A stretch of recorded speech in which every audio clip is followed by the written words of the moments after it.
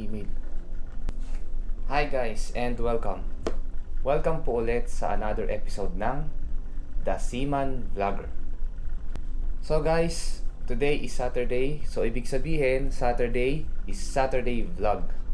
Pero kung nakikita nyo sa aking background, anyway kung observer kayo, katulad ng aking kortina magalaw, tas aking ship's computer, yung computer ko sa kabina is magalaw din.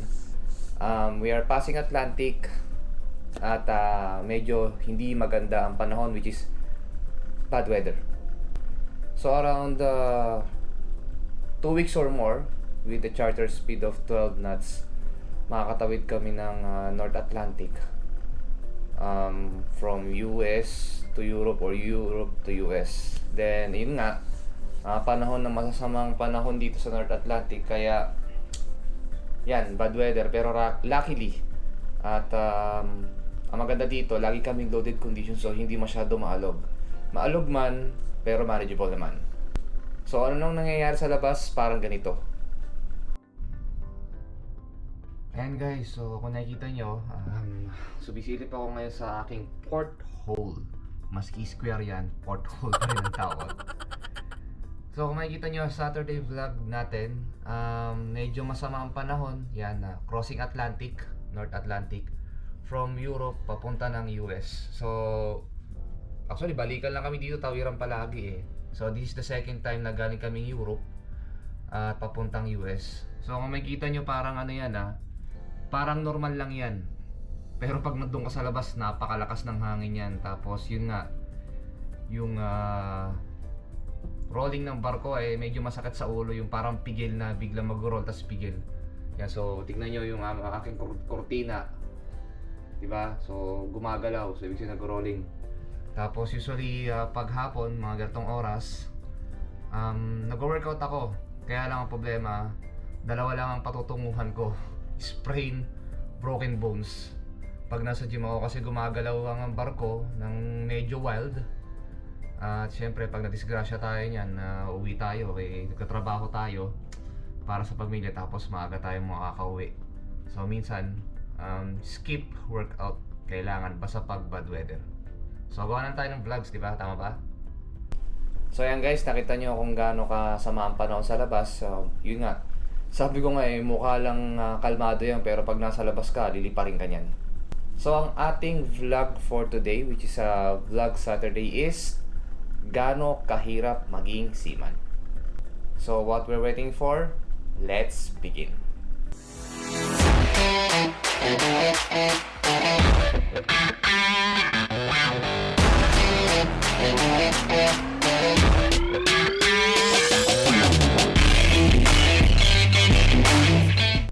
So guys, let's start the vlog. So pagiging seaman is not actually madali. Marami siyang obstacle course. Doon pa lang sa pag-aaral mo ng BSMT, pagkukuha mo ng training, paghihintay ng lineup, tapos pag nasa barko ka na, di ba? Tapos pag nakauwi ka na, then rotation, di ba? Tapos so on and so on and so on.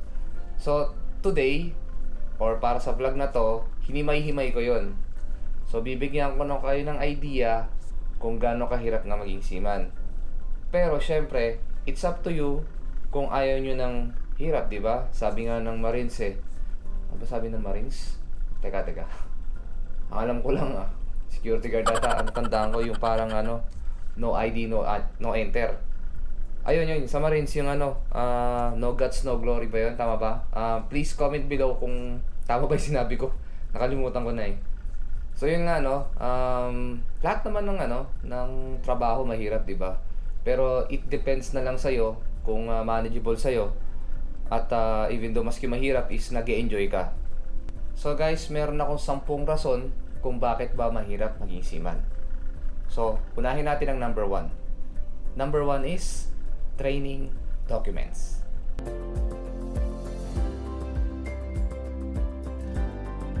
So, bago ka mag-seaman or bago ka makasakay, kailangan mo ng mga required training ng barko. So, ibig sabihin, sa tanker, iba ang training. Sa cruise ship, iba ang training. Sa bulk, iba ang training. So, paramihan ng training yan. So, para sabihin natin, nung time ko, no kadete ako, yung BSc with BSSR, ngayon ata, ginawa ng BT. 'Di ba? So, pinaghiwalay. So, anyway, even though sabihin natin iba ang title, still the same pa rin yung mga nilalaman.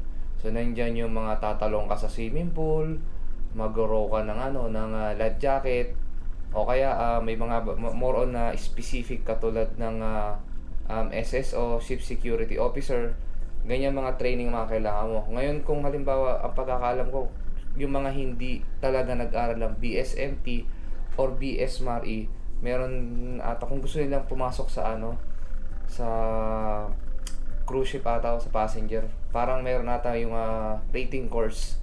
Kasi ako since 'di ba, nag BSMT ako. So, then since cadet hanggang ngayon, tanker lang yung sinakyan ko, hindi na ako nag-bulk o hindi na ako nagpalipat-lipat, basta stick to tanker ako. So yun, kumpletuhin mo yung mga trainings na yan as per required ng company. So ngayon, si company ang magsasabi sa'yo ng mga trainings na kailangan mo. Siyempre, meron naman ups and down yan. Ano yung ups and down?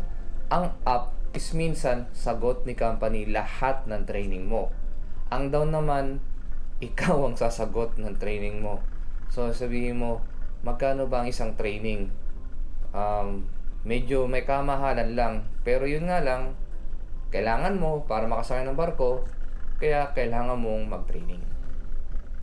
Number 2, sakay.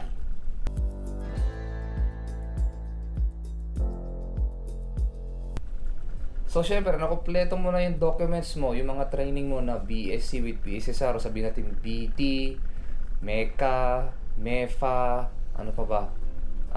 Advanced Firefighting, proficiency in survival lifecraft of something ganyan. So, sa dami ng training ko, nakalimutan ko na yung mga pangalan. Basta nandun sa folder ko, nandun lang siya, updated siya.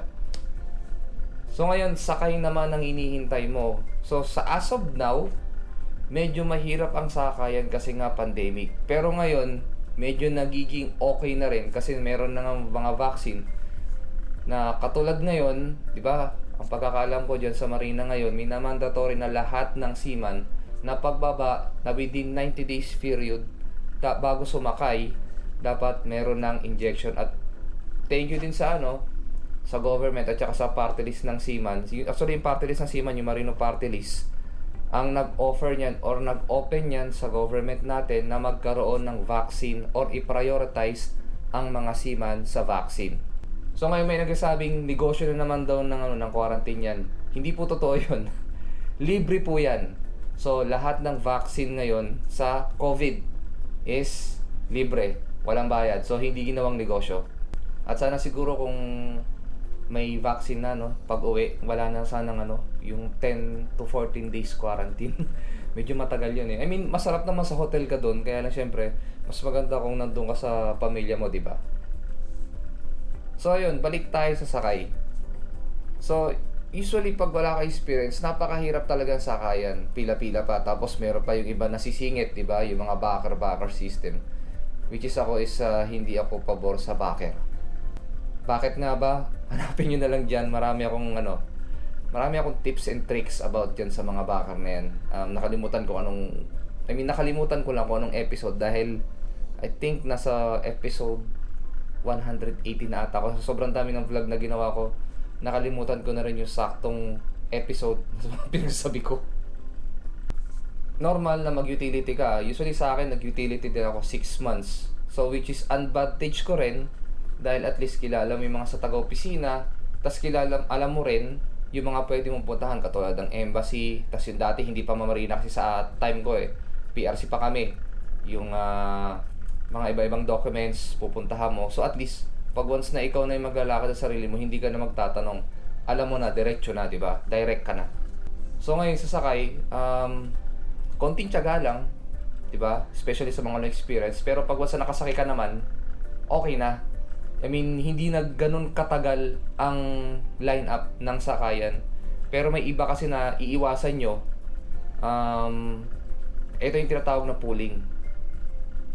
So ano ba yung pooling? Ano yan eh? Na biktima rin ako ng pooling na yan. So ang gagawin ng ng shipping company is mag-hire sila ng mga bago. Tapos ano na nila, parang reserve lang nila na pag kailangan nila tsaka lang nila pupulot at pipik tapos tsaka pasasakayin. So yung pulling yun, matagal lang sakay nun. Kumbaga no, spare kayo. Pero syempre 'di ba? Parang nakakaano naman, nakaka nakakapagdalawang isip. Bakit? Syempre nag-apply ka nga para sumakay. Tapos patatagalin ka pa, ipupuling ka pa, 'di ba? So may ganyan. Yung time na yun parang 5 months to 6 months na ako nakatambay sa sabing gano'n na hindi na daw nila kailangan kasi nasa pooling daw pala ako. Sabi ko nga nun kung sinabi nyo lang pooling yan, di hindi na ako nag-apply. Syempre, kaya ako nag-apply dahil kailangan ko ng sakay. Okay, number 3 on my list is trabaho.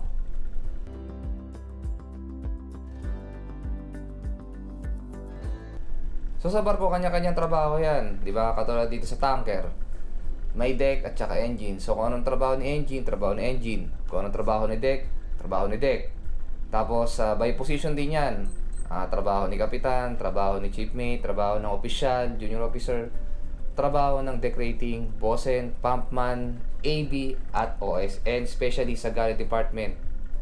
So ngayon, kanya-kanyang hirap yan, di ba? Kung sabihin nila yung mga deck rating, AB, OS, bossen, pumpy, nangangatok sa under the sun, usually normal yun. Di ba? Yun talaga yung trabaho nila. Naging OS din ako, alam ko din yan. Mahirap talaga. Di ba?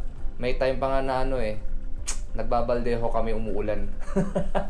O kaya ano pa ba yung isa, nakalimutan ko.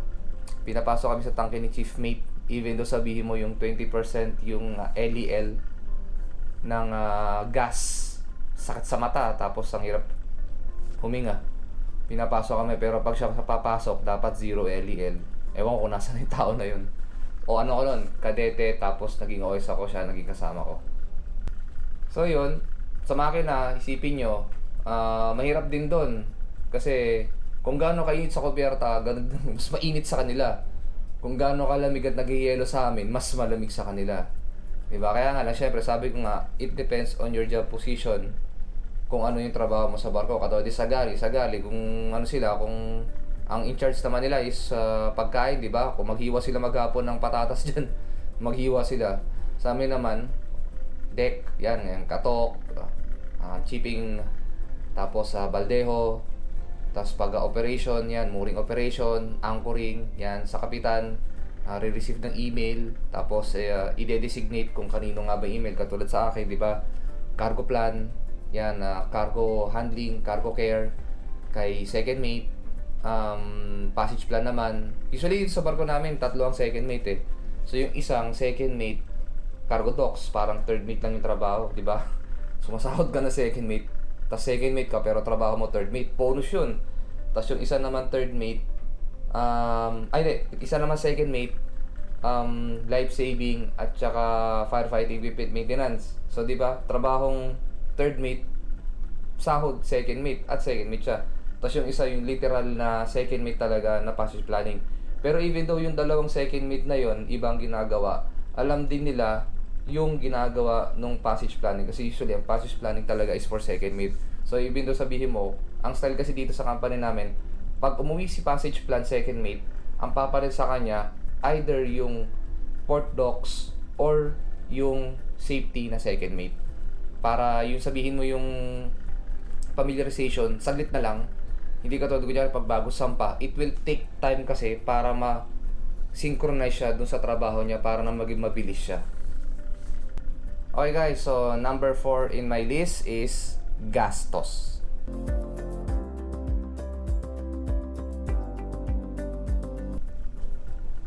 Yan, maraming lumalabas sa social media.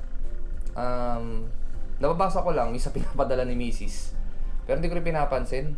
Kasi alam ko naman talaga magastos talaga ang panahon ngayon eh. Yung ibang mga seaman nagpapadala ng para sabihin mo 100, 200, sabihin natin max $500. Tapos, i-consume lang yun ni Mrs. ng within 1 month allowance. Dapat mayroon pang tira para may maipon. I don't know about sa 500. Ako hindi ako against kasi seaman din ako. Pero kung iisipin mo yung $500 na yun, saan pupunta, di ba?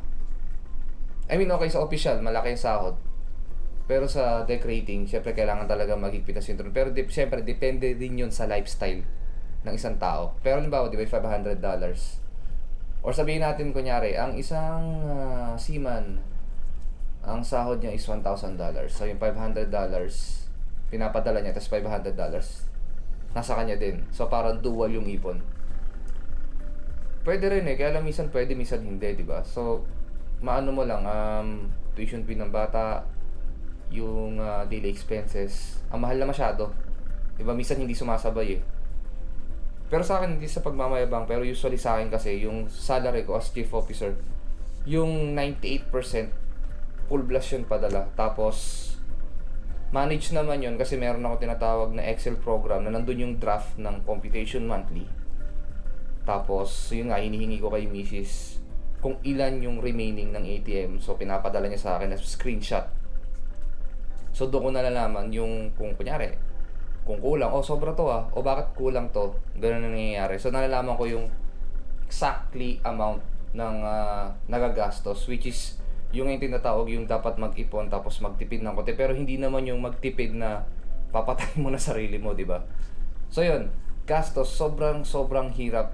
Kasi usually pag bakasyon ng seaman, walang sahod yan So, kung ano lang yung naipon on board at naipon sa lupa, yun na lang yung kakainin niya or i-consume niya or gagastusin namin pag bakasyon.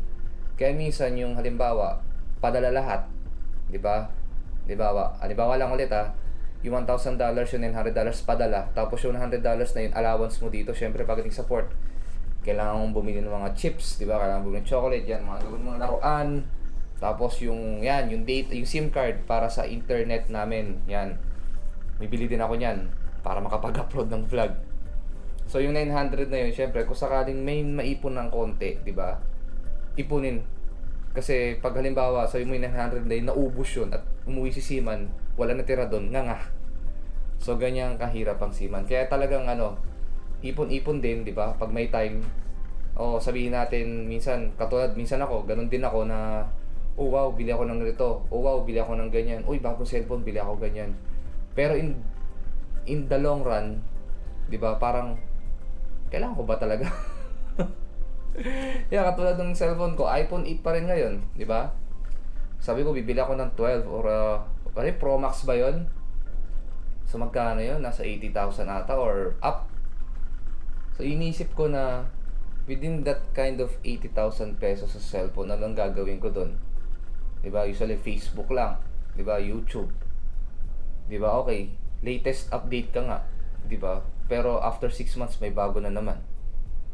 Then yung 80,000 na yun kung inipon ko, 'di ba? Mas marami pang magagawa. Pero yun nga lang, sabi nga wag daw i-downgrade or wag masyadong na matipid. Pero siguro pwede na may ibang cellphone, 'di ba? Usually ako ito, A50 2018 pa yan. So ngayon 2021 na. Ang dami lumalabas, lalo na yung S series, pero hindi ko trip kasi how much is that cellphone? Ito sabihin natin may kamahalan ng time 18K. So 18, 19, 20. So 3 years ago na, ewan ko magkano na yan. Pero at least nandun pa rin yung mga kailangan ko, 'di ba? Alarm clock, memo ng calendar, Facebook, and YouTube. Still the same, even though sabi yung mahal na cellphone mo, mura cellphone mo, pares pa rin gumagana. So, gastos yan ang isang kalaban ng seaman, mapalupa man or mapadagat. Number 5, yan.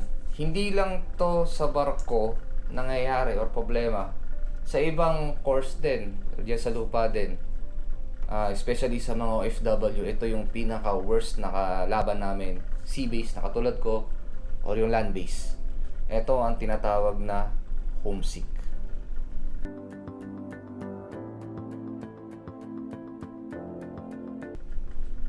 Yan.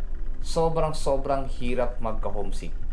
Yung parang gusto mo umuwi, pero hindi ka pwedeng umuwi kasi marami ka pang bills or utang na kailangan bayaran. Yung contract mo hindi pa tapos, di ba? So, yun nga ang pinakamahirap. Dapat pagdating mo sa trabaho mo or pagdating mo dito sa barko, dapat yung isip mo naka-mindset ka na ganito mangyayari dito, di ba? Usually, okay nga ngayon sa panahon na to kasi may internet na on board. Not like dati, walang internet, di ba? May internet sa lupa pero sa barko wala pa rin. Meron lang kami ditong SatB.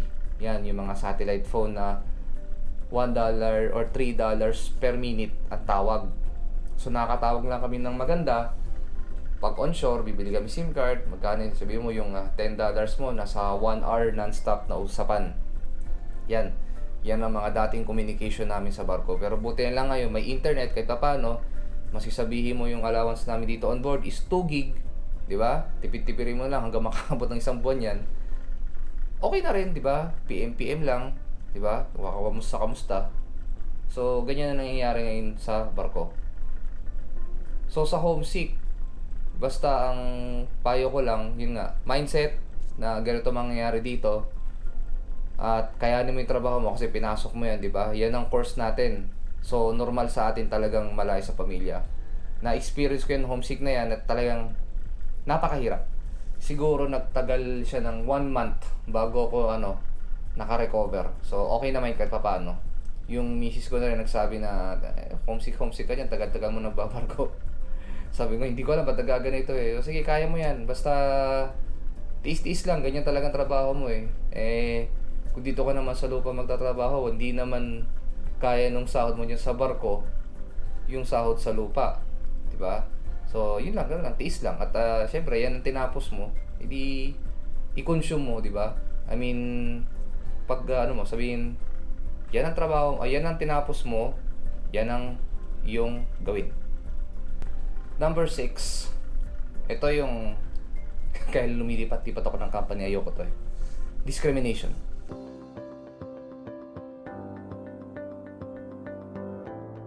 Yan ang nakakaasar sa discrimination. Yung ibang lahi, pipit-pitin ka, di ba? Baho naman nila. Anyway, so discrimination. Basta pag may ganyan discrimination, ayaw na ayaw ko yan. Lumilipat ako ng company. Sa akin, mas prefer ko, pero marami ding ayaw. Siguro, kanya-kanyang tao or kanya-kanyang seaman, may kanya-kanyang compatibility. Di ba? Yung iba gusto mixed crew. Bakit daw katulad nung chief cook na nakabarkada ko. Ang gusto niya mixed crew. Bakit? Hindi daw maarte sa pagkain. Basta lutuan mo ng ganyan, laga-laga, tapos na. Di ba? Sa akin naman, ang gusto ko, full crew Filipino. Bakit? Number 1, yung language barrier nyo. So, ibig sabihin, di ba? Parehas kayo ng lingwahe, Pilipino, Tagalog, di ba? Ibig sabihin yung Bisaya or Cebu, Tabawenyo or kung ano-ano. Basta, di ba? Parehas kayong Pilipino. Yung communication nyo, madali. Kasi minsan hindi naman perfect ang English namin mga seaman, di ba? Katulad dyan, meron, na-post ko ata dyan sa Facebook page ko na sinisita ko ng Indiano about dun sa ano ba yun, nakalimutan ko eh. Pero usually siya rin, mali rin siya eh. Kaya natawa na lang ako. So meron kasing gusto minsan i-express na hindi mo masabi sa English. Di ba? Not like pag Pilipino ka, pwede mo sabihin eh. Freely. Diba? Meron nagsasabi na pangit daw ang full crew Pilipino dahil pag nagalit sa iyo yung senior mo, tuloy-tuloy na hanggang mamatay ka. Sabihin natin may ganun, di ba? Meron hindi rin ganun. Ang problema, bakit nagalit sa iyo? Di ba? So, maganda is wag mong gagalitin. Di ba? Meron iba naman na wala sa ayos na gumagawa ng butas, talo na dun, di ba? So, patay tayo dun. So, discrimination. Even ngayon, nangyayari, di ba? Sa COVID ngayon, yung mga Asians, di ba, sinasapak sa sa US. Di ba, dadamay na lahat ng Asian. Pero usually, di ba, saan ba galing yung yung virus? Di ba, sa ayoko sabihin. Baka mamaya madali ako pagdating sa Puerto pag napunta ako dun. So, anyway, ngayon wala pa. Kasi Europe, US lang ang aking biyahe. So doon naman galing, 'di ba? Kaya lang syempre, pare-parehas ang itsura ng mga Asians kaya damay-damay na. Number 7 on my list is ipon.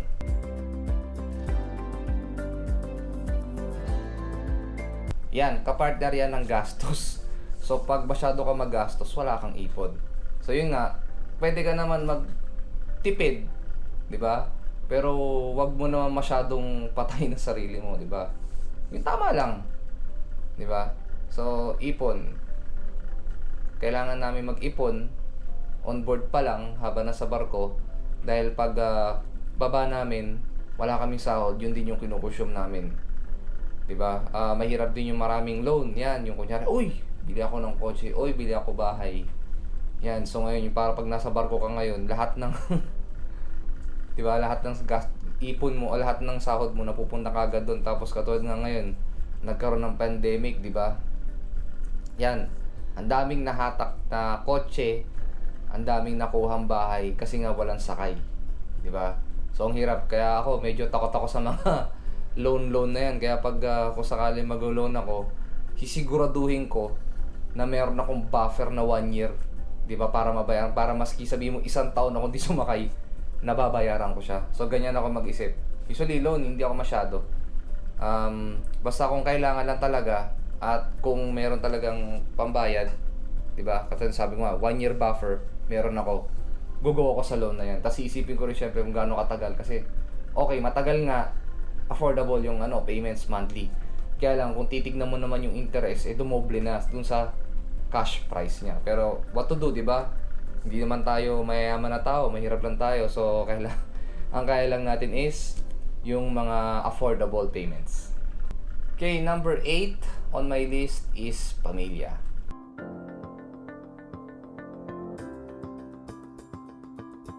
Yan. Usually pag siman ka, dapat matibay ka at matibay din ang pamilya mo. Bakit? Kasi lagi kang wala lagi kang sa barko eh. Ito na yung mo eh, ito na yung buhay mo, 'di ba? Babakasyon ka lang ng 3 months, 2 months, 'di ba? Tapos sasakay ka ng almost a year. So merong iba nagko-compute eh. Parang sa buong buhay daw nila, mas matagal daw yung lifespan nila sa barko kaysa lifespan nila sa pamilya nila. Which is normal, 'di ba? Bakit? Kaya nga seaman eh, 'di ba? Kung sabihin mo okay, dalihin ko dito yung pamilya ko sa barko, 'di ba? Sa akin ayoko eh. Bakit? Delikado ang barko eh. Number 1, sa pirata, 'di ba? Number 2, sa mga sabihin mo ano tawag doon? Sa mga nakalimutan ko. Nakalimutin na ako. Doon sa mga undesired event, 'di ba? Katulad ng wag naman sana, 'di ba? Fire on board, abandoned ship, mga ganyan, 'di ba? Poisoning. So hindi itong pagbabarko is hindi maganda para sa dali mo yung family mo. 'Di ba siguro maganda isang trip lang, kunyari mga 5 days trip, dali mo lang siya. Pero syempre expenses nun, 'di ba? Nako-consume, nade-deduct sa sahod mo katulad ng airfare, 'di ba? Usually yung iba daw libre pero yung iba daw yung airfare gastos. 'Di ba? Tapos syempre sobrang stress ng trabaho dito sa barko. Tapos nandiyan halimbawa yung family mo, minsan maapektuhan 'yon kasi talagang napakahirap ng trabaho sa barko, lalo sa mga planning. Tapos pag may mga emergency mahirap, 'di ba? Katulad ng yung fire, halimbawa, wag naman sana yung fire on board, 'di ba? Anong gagawin mo na diyan pamilya mo? Katulad ng piracy, sinampakay ng piracy, anong gagawin mo na diyan pamilya mo? 'Di ba? Mas okay lang na ikaw na lang ang nandito. So sa pamilya naman 'yan, yung misis mo na lang ang take charge dun sa mga mga anak mo na tumuwid yung landas nila, 'di ba? Kasi meron daw iba nagsabi na, kapitan ka nga, malaki sahod mo, seaman ka, pero yung anak mo naman drug addict. It's depends naman sa pagpapalaki yan eh, 'di ba, ng parents. Usually ako pag nandun ako sa bahay, minsan nawibili dito, yan. Pero usually talagang hands-on din ako sa mga anak ko. Yan, katulad ng bunso ko, yung time na newborn siya ang naalagaan ko talaga. Tapos ngayon, throughout the years, lumalaki na sila. Yan, yung kinakausap ko na be good, di ba? Tapos yung mami naman nila, dinidisiplin naman sila. So, kahit pa paano, I hope so, di ba? Maganda rin yung patutunguhan nila pag once na lumaki na sila. So, yan ang pinakamahirap sa seaman, ang pamilya. Napakahirap itimbang. Pero siyempre, sabi ko nga, this is the way of the seaman, di ba? So, what to do? Bahala na si Mrs. Pero pag bakasyon naman, siyempre, partner kami dalawa sa pagbibuild ng good anak. Okay, Malapit na. Number 9 on my list. Ayan. Nangyayari sa lupa at nangyayari sa dagat. At nangyayari kahit kanino.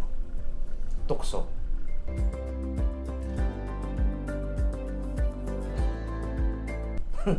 Tukso, layuan niyo ako. Naks, di ba? So, tukso, yan. Nangyayari yan. Hindi lang sa amin. Di ba? Doon din sa mga sa lupa. Di ba? Marami na rin ako narinig na mga ganyan. Katulad ng mga kasama ko sa barko. Yung kadete ako, mayroon akong kasama, engine side. Ano ba nangyari? Padala lahat ng pera. Di ba? Pag-uwi, meron na silang bagong anak. So, di ba? Tukso sa lupa. Isa pa, nagdi-disco yung misis. So, sobrang iniiwan yung mga anak. At sige, disco, party, meet friends, di ba? So, sobrang galit ni Seaman, natapon yung wedding ring. Di ba? Kung ikaw pamilyado, especially girl ka pa, di ba? Tapos, di ba? Punta sa bar, disco ka. Pwede naman kaya lang mo yung anak mo, di ba? Iniwan mo anak mo, nakakalimutan mo ng pamilyada ka, di ba? Okay ba yun? Hindi. Sabihin nyo, sa amin din. Di ba? It depends sa tao, pero syempre, pag ganun, cut the tie of the bar and the party. So, stick to the family. So, meron din yung isa, yung misis niya, siguro magaling yung ma-charm or makarisma yung yung tricycle driver, yung service nila, sumama sa tricycle driver, 'di ba? Tapos si Sima naman sa sobrang desperate, okay lang daw, papatawarin niya, bumalik lang daw siya. So pinatawad, ganun pa rin. Tapos yung ano ba to, yung mga nakikita niyo sa Tulfo, hindi ako natutulfo yan. Marami diyan, 'di ba? 'Di ba? Tapos isa pa, ano pa ba yung isa na narinig ko? Ayun, since before pa sila kinasal, nagloloko na yung babae, 'di ba? So broken, 'di ba? Tukso lahat. Sa barko, ayan. So every girl there's a port. Ayan na naman tayo, 'di ba? Yan naman tayo. Gagawa ko vlog diyan. So lahat ng port na napuntahan ko, kung meron nga bang babae o wala, gagawa tayo ng vlog na ganyan. So sa lalaki na naman, sa seaman naman, yan. So wala akong sinasabi, wala akong tinitimbang kung yung sa lupa or sa barko, sa tukso. It's their choices, pero syempre, pamilyado, tapos, di ba? Mahirap na maging ganun kasi masisira ang pamilya. Okay lang sana siguro kung binata, di ba? Sabihin mo kung girlfriend, boyfriend lang. Kung choice nyo yung ganun, what to do, di ba? Pero kung sabihin mo kung pamilyado ka, parang napakahirap. Kasi maapektuhan ng family, di ba? Tapos magkakaroon ng bahay. Maski hindi mo ginagawa, mapalupa, mapaparko man lang, may doubt na. Di ba? Wala na yung trust. Kumbaga yung parang yung jar nabasag. Pero nabuo mo ulit, 'di ba, sa pamamagitan ng glue or mighty band o Loctite, pero nandun pa rin ang lamat. So ganun yung trust. So yan minsan ng hirap sa seaman, yung pamilya. Pero hindi naman lahat, may iba lang talaga na minalas-malas. Okay, ang last is panahon.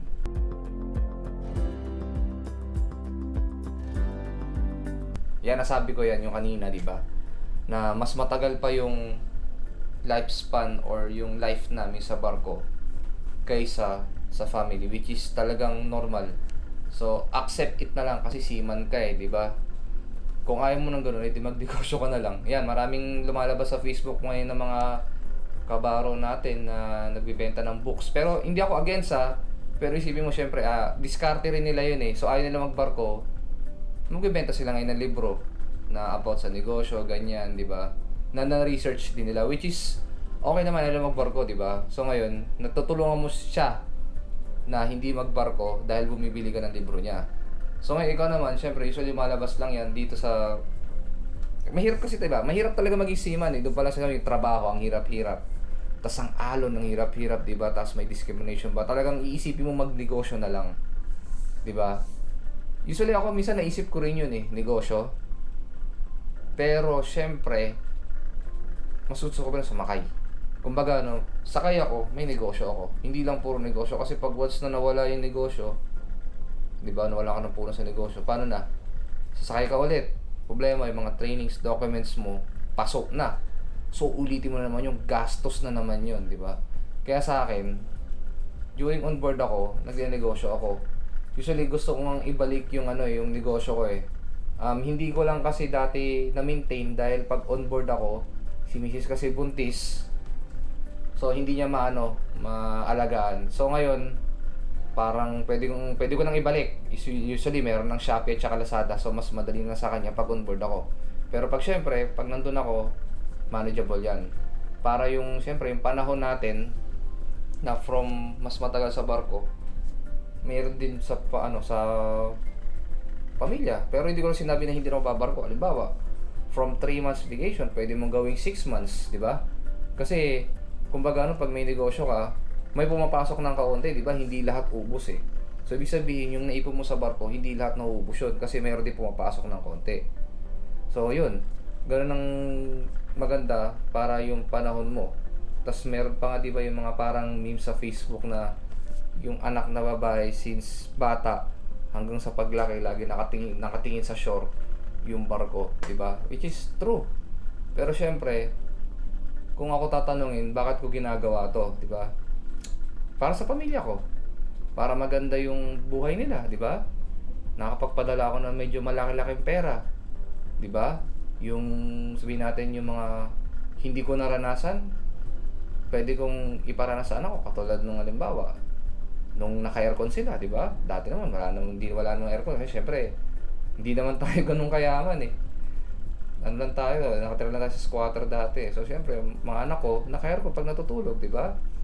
Maski anong oras gusto nila mag-Jollibee, may Jollibee, di ba? So yun, kahit pa paano, yun na lang yung ganti ko sa kanila. Tapos pag bakasyon ako, di ba? That's the time na mingling, di ba? Mamubwisit. So ayan guys, tapos na po ang aking vlog. Pero syempre, bago ko po tapusin ang aking vlog, kailangan muna natin pumunta sa ating shoutout section. So, ito po ang aking mga shoutouts.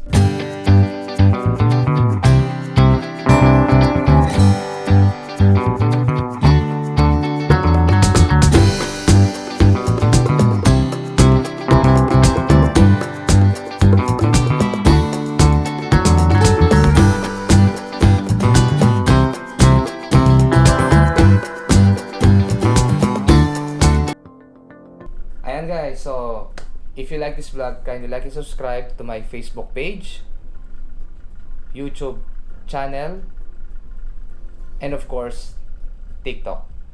The name is The Seaman Vlogger. And by the way, meron po akong isang second YouTube channel. Ang pangalan niya po ay Marino Gamer Republic. So ano pong ginagawa ko doon? Isa pang full game YouTube channel po yung parang ganito.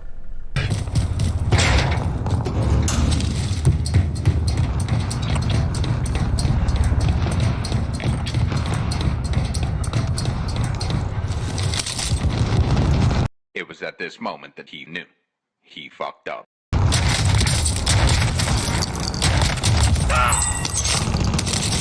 So ayan guys, tapos na po ang aking vlog. Pero syempre, naalala ko.